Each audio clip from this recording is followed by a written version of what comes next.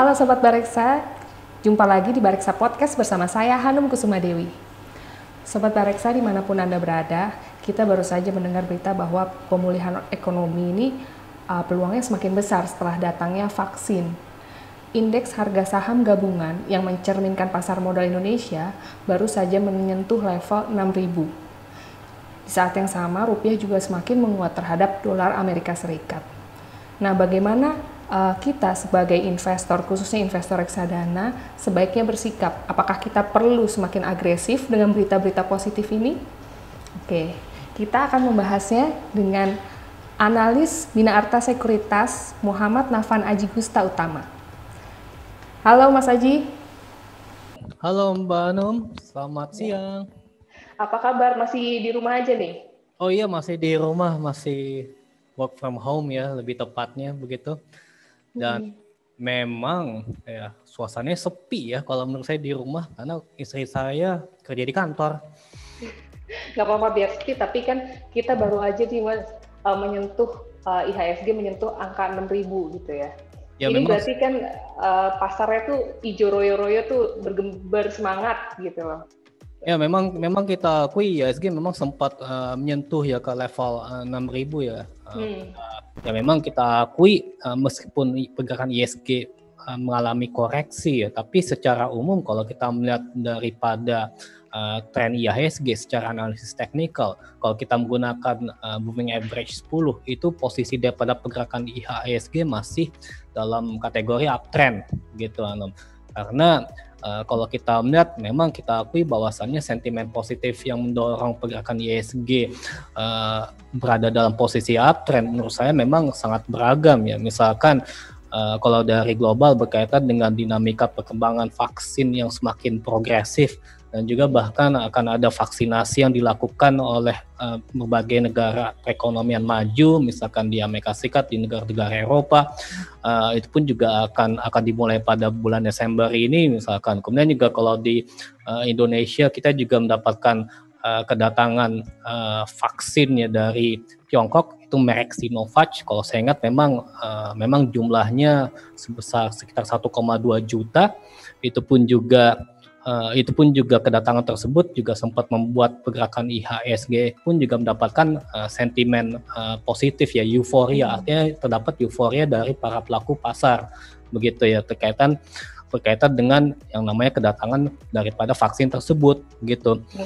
Kemudian juga di sisi lain juga kalau saya pikir sentimen positif lainnya yang membuat pergerakan IHSG berada dalam kategori uptrend itu, kalau misalkan jika diurut dari historikalnya memang atau kronologisnya, memang hal ini juga berkaitan dengan adanya efek positif dari pengesahan Omnibus Law dari eksekutif maupun juga legislatif misalkan. Ini juga bisa mendorong adanya potensi terjadinya potensi kenaikan foreign investment ke depan gitu ya, selama misalkan eksekusi daripada Omnibus Law ini bisa diterapkan secara optimum begitu.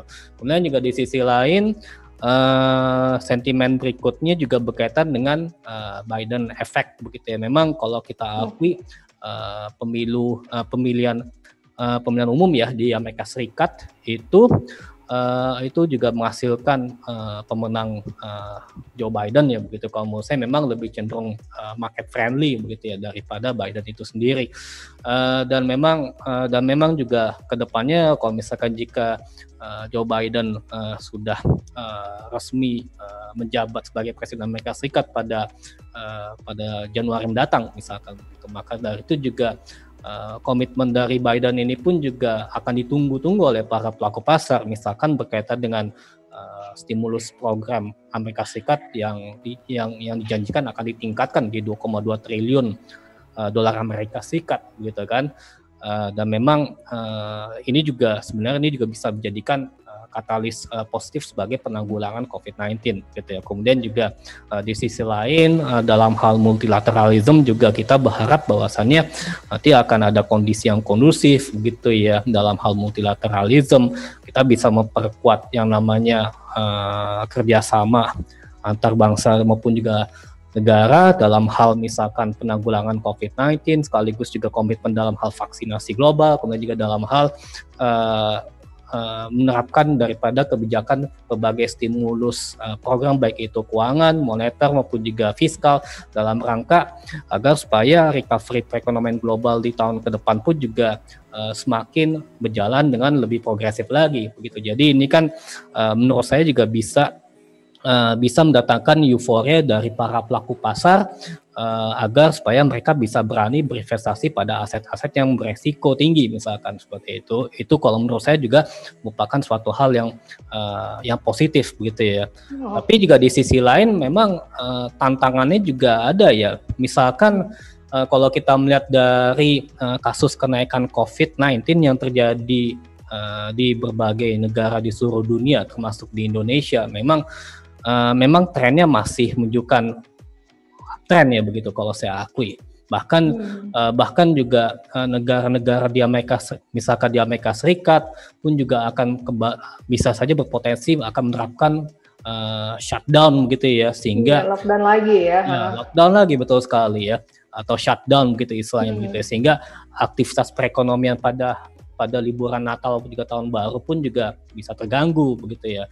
Di negara-negara Eropa pun juga kemungkinan akan menerapkan kembali lockdown selama hari libur berkepanjangan tersebut begitu ya. Itu juga dalam rangka penanggulangan COVID-19. Sementara kalau di Indonesia melalui Menko Luhut Binsar Panjaitan pun juga meminta pada Pemprov DKI dalam rangka untuk kembali menerapkan PSBB ya pada 18 Desember hingga kira-kira 6 Januari ya 2021 misalkan begitu. Ini kan kalau menurut saya dengan adanya sentimen tersebut yang kemungkinan besar pun juga bisa memberikan efek ya atau efek psikologis bagi para pelaku pasar untuk melakukan aksi profit taking. Nanti kemudian misalkan kalau kita melihat dari perkembangan sentimen selanjutnya, misalkan di hari Kamis, misalkan berkaitan dengan penetapan tingkat suku bunga acuan dari BI misalkan, itu pun juga mungkin para pelaku pasar juga menanti statement dari Pak Gubernur BI Pak Peri Warjio misalkan. Kita berharap statement dari beliau lebih menunjukkan optimisme begitu ya, jadi sifatnya hawkish begitu ya bagi rupiah. Kita berharap seperti itu karena optimisme ini dibutuhkan ya, misalkan bagaimana perkembangan daripada program kuantitatif easing yang dilakukan oleh BI dalam menjaga stabilitas moneter. Ya kita juga berharap juga BI bisa menyampaikan peningkatan program kuantitatif easing itu pun juga tentunya akan memberikan katalis positif bagi baik itu bagi rupiah pun juga bagi IHSG misalkan. Kemudian juga bagaimana keputusan BI dalam hal penetapan tingkat suku bunga acuan dalam rangka mendukung kinerja pertumbuhan ekonomi. Memang kalau menurut saya BI sebenarnya masih memiliki ruang yang cukup terbuka lebar dalam hal untuk menurunkan tingkat suku bunga acuan. Menurunkan lagi 25 basis point. Ya, tapi memang saya kembali lagi kepada pesan Pak Peri Warjio karena sebenarnya ini juga mempertimbangkan misalkan berkaitan dengan faktor stabilitas rupiah pun juga memang kita akui berada dalam tren yang positif dan juga tren yang stabil gitu, berada di kisaran level 14.000. Terus juga di sisi lain juga current account Indonesia pun juga mengalami surplus, itu pun juga bisa merupakan nilai poin tambahan gitu ya bagi kita. Belum lagi juga berkaitan dengan stabilitas inflasi di tanah air pun juga masih tergolong stabil dan cukup rendah begitu ya, sehingga sebenarnya BI masih memiliki amunisi dalam hal untuk menurunkan tingkat suku bunga acuan. Misalkan andaikan kalau misalkan jika PSBB kembali diterapkan terus di mana aktivitas konsumsi bisa terganggu, mungkin berpotensi terkontraksi begitu ya dan sebagainya ya. Mungkin dengan cara seperti itu pun juga kita berharap agar supaya kedepannya Indonesia kedepannya tidak akan mengalami resesi berkepanjangan. Karena kalau misalkan jika kita mengalami resesi yang berkepanjangan misalkan, karena memang proyeksi daripada kinerja pertumbuhan ekonomi Indonesia pada tahun ini, misalkan kalau dari IMF, kalau saya ingat masih minus 1,5% ya kalau dari IMF. Kalau dari saya pribadi ini paling skenario negatif masih minus 1,4%. Memang kita akui bahwasannya selama misalkan daripada penerapan PSBB masih berlanjut, memang dikhawatirkan bagi para pelaku pasar ialah akan menekan kinerja daya beli atau kinerja konsumsi maupun juga kinerja secara umum juga kinerja perekonomian di Indonesia, begitu kan? Karena kan ini juga esensial di mana indikator daripada perbaikan kinerja pertumbuhan ekonomi pun juga akan dilihat dari para pelaku investor ya, dalam hal untuk pengambilan keputusan bagi mereka untuk berinvestasi di Indonesia ke depan ya. Tapi mudah-mudahan juga para pelaku investor juga mendapatkan berbagai kemudahan ya. Jadi pemerintah misalkan dalam hal eksekusi Omnibus Law, jadi para pelaku pasar bisa mendapatkan kemudahan ya, sehingga terjadinya debirokratisasi, kemudian juga deregulasi di dalam negeri yang bisa memudahkan para pelaku investor untuk meningkatkan investasi di tanah air, begitu ya, karena memang berinvestasi di Indonesia pun juga sangat prospektif kalau menurut saya, dilihat dari sumber daya alam yang melimpah, kemudian juga sumber daya manusia yang benar-benar memadai, begitu, sehingga memang sebenarnya kita termasuk yang bisa berpotensi untuk menarik bahkan untuk meningkatkan kinerja FDI pada mulai tahun depan. Memang kalau kita akui selama misalkan Omnibus Law masih belum diterapkan ya sejak sebelumnya, begitu ya, kita juga di pasar modal di Indonesia pun juga mengalami kondisi daripada net foreign sale ya, kalau saya akui, begitu ya. Iya, bahkan kalau misalkan jual ya asing-asingnya.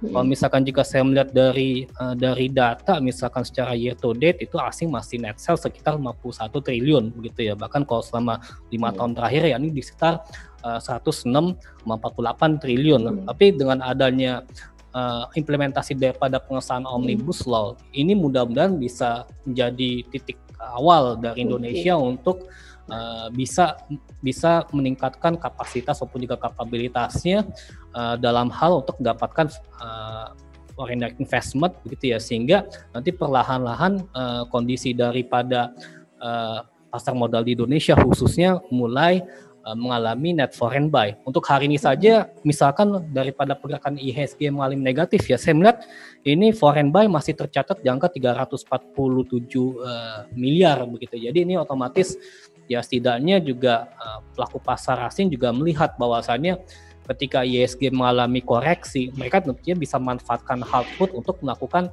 aksi akumulasi beli ya. Aksi akumulasi beli di mana pergerakan harga saham katakanlah sudah menyentuh di harga support, atau mereka juga beranggapan sudah mendapatkan harga yang lebih rendah dibandingkan dengan harga sebelumnya, begitu ya, sehingga ini ya diharapkan kalau misalkan jika pergerakan IHSG sudah mulai menguat, maka dari itu juga mereka bisa mendapatkan profit gain yang lebih baik.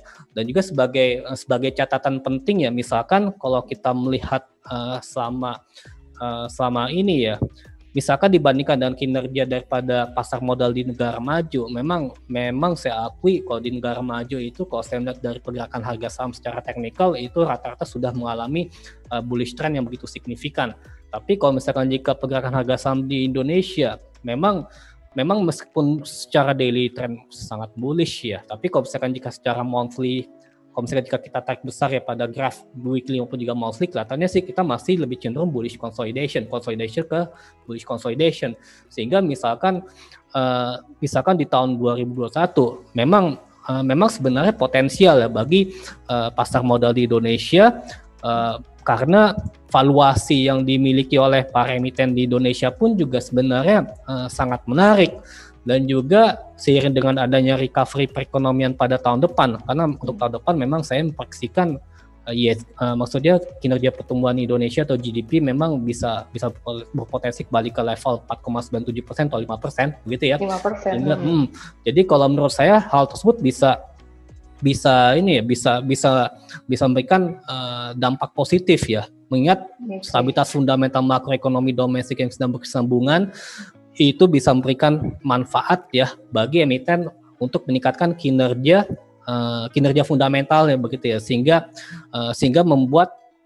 bisa memberikan dampak positif bagi terkereknya pergerakan harga saham daripada emiten-emiten tersebut, gitu ya. Sehingga saya pikir untuk investasi jangka panjang ya, misalkan di pasar modal di Indonesia pun ini juga menurut saya masih sangat menarik begitu. Jadi kita juga harus bisa memanfaatkan momentum tersebut.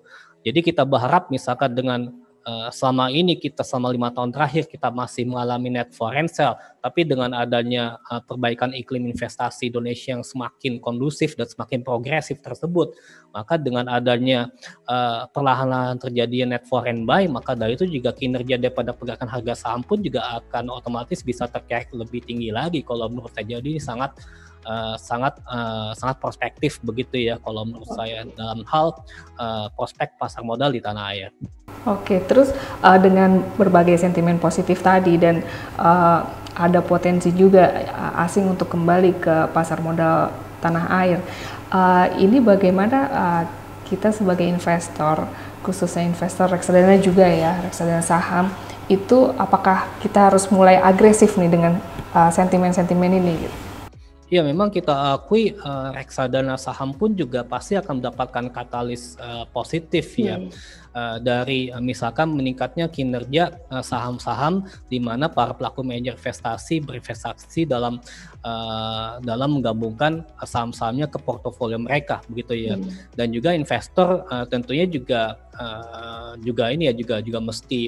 mesti cermat dalam hal memanfaatkan momentum tersebut. Belum lagi juga saya yakin bahwasannya reksadana yang dimiliki oleh para pelaku investor atau manajer investasi maksud saya itu pun juga mereka mengambil kriteria saham-saham yang sangat liquid, yang memiliki kinerja fundamental yang positif, yang memiliki kapitalisasi pasar yang kuat dan juga bahkan rajin bagian dividen begitu kan. Ini pun juga kalau menurut saya bisa dimanfaatkan oleh para pelaku investor yang misalkan belum memiliki waktu yang cukup misalkan untuk membagikan waktu dalam hal edukasi saham misalkan atau literasi saham gitu. Selama misalkan mereka memilih reksadana di mana para pelaku manajer investasi memiliki integritas yang kuat dalam hal pengelolaan reksadananya begitu ya, dan juga bisa menghasilkan return yang optimum begitu. Maka dari itu tidak salahnya bahwasannya reksadana itu merupakan produk investasi yang merupakan salah satu alternatif yang bisa diminati oleh para pelaku pasar dan juga bisa mendapatkan optimalisasi yang lebih baik lagi begitu ya, seiring dengan adanya potensi daripada recovery perekonomian tersebut. Jadi menurut saya harus dimanfaatkan dengan sebaik-baiknya. Oke, Mas Iji, ini kan di bulan Desember ini hampir kemungkinan besar itu selalu ada kenaikan di IHSG, bahkan dalam 19 tahun terakhir tuh selalu naik gitu. Nah ini bahkan ada yang bilang ini kayak fenomena window dressing gitu. Kalau menurut Mas Haji ini terjadi juga kah di tahun ini window dressing?